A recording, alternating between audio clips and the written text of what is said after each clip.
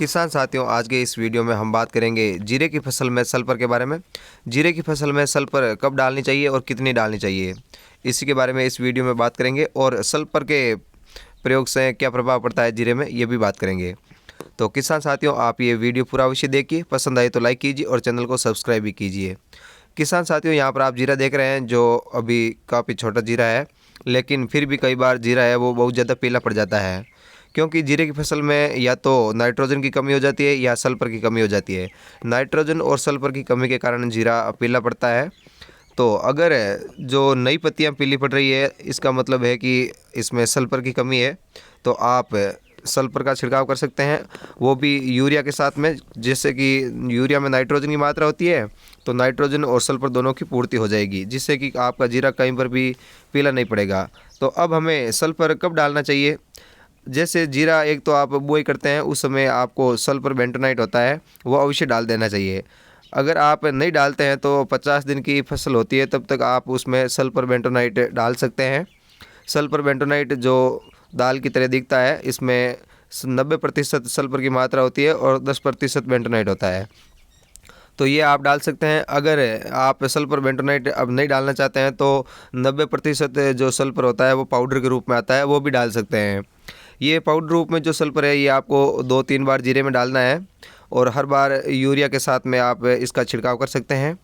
Urea और sulphur को मिला करके भी छिड़काव कर सकते हैं या अलग अलग भी छिड़काव कर सकते हैं। तो इस तरह से आप अपने फसल में जीरे की फसल में सल्फर का छिड़काव कर सकते हैं। ये जो पाउडर रूप में 90% सल्फर आता है, ये आपको 5 किलो प्रति एकड़ के हिसाब से छिड़काव करना है। 5-6 किलो के लगभग आप 1 एकड़ में छिड़काव कर सकते हैं। और जो सल्फर बेंटोनाइट काम में लेते हैं, वो आपको 10-12 किलो प्रति एकड़ के हिसाब से काम में लेना होता है, और वो बुआई के समय काम में लिया जाता है। जब तक 50 दिन की फसल हो जाती है, उससे पहले पहले भी उसको आप काम में ले सकते हैं। किसान साथियों, सल्फर से जीरे में एक तो सर्दियों में पाला लगने की संभावना भी कम हो जाती है, क्योंकि सल्फर में गर्मी होती है। इस कारण जीरे की फसल में पाला लगने की काफ़ी ज़्यादा संभावना कम हो जाती है, और एक जो पीलापन होता है जीरे में, वो भी दूर हो जाता है। तो इस तरह से आप सल्फर का छिड़काव अवश्य कीजिए। कुछ जैसे फर्टिलाइज़र होते हैं या जो उर्वरक होते हैं, उनमें जैसे जिप्सम होता है, ये कैल्शियम सल्फेट होता है, तो इसमें कैल्शियम और सल्फर की मात्रा होती है जिप्सम में। एक MOP जिसमें पोटास और सल्फर की भी मात्रा होती है। एक SSP यानी सिंगल सुपर फास्फेट, इसमें भी सल्फर की मात्रा होती है। तो आप ये डालते हैं तो भी इसमें सल्फर की मात्रा होती है, तो आप ये भी डाल सकते हैं अपनी फसल में, जिससे कि अन्य पोषक तत्वों की भी पूर्ति हो जाएगी और सल्फर की भी पूर्ति हो सकती है। तो फसलों के लिए वैसे मुख्य रूप से 3 पोषक तत्व होते हैं, नाइट्रोजन, फास्फोरस और पोटास। चौथा मुख्य तत्व सल्फर ही होता है। तो आप सल्फर का भी छिड़काव अवश्य कीजिए अपनी फसलों में, और ज़्यादातर हमें बुआई के समय ही सल्फर डाल देना चाहिए, जिससे कि बाद में किसी तरह का कोई रोग लगने की या जो सल्फर की कमी महसूस हो रही है, वो बाद में कमी महसूस ना हो। इसके लिए आपको बुआई के समय ही सल्फर डाल देना चाहिए। जो पत्तियां पीली पड़ रही होती है, वो पीली नहीं पड़ती है, और सर्दियों में पाला लगने की संभावना होती है फसलों में, वो भी नहीं होती है। तो आप अपनी जीरे की फसल में डाल सकते हैं। इससे सल्फर से क्या होता है कि दाने में चमक बढ़ती है और प्रोटीन की मात्रा भी बढ़ती है।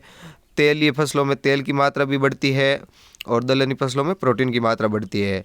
तो ये आपको 2-3 बार छिड़काव अवश्य करना चाहिए अपनी फसल में, और जो भी आप पानी देते हैं जीरे में, उस पानी के साथ में आपको सल्फर अवश्य देना चाहिए।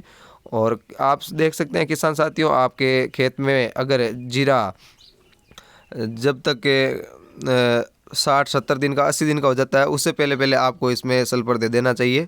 80 दिन या 90 दिन का जीरा होता है, उससे पहले।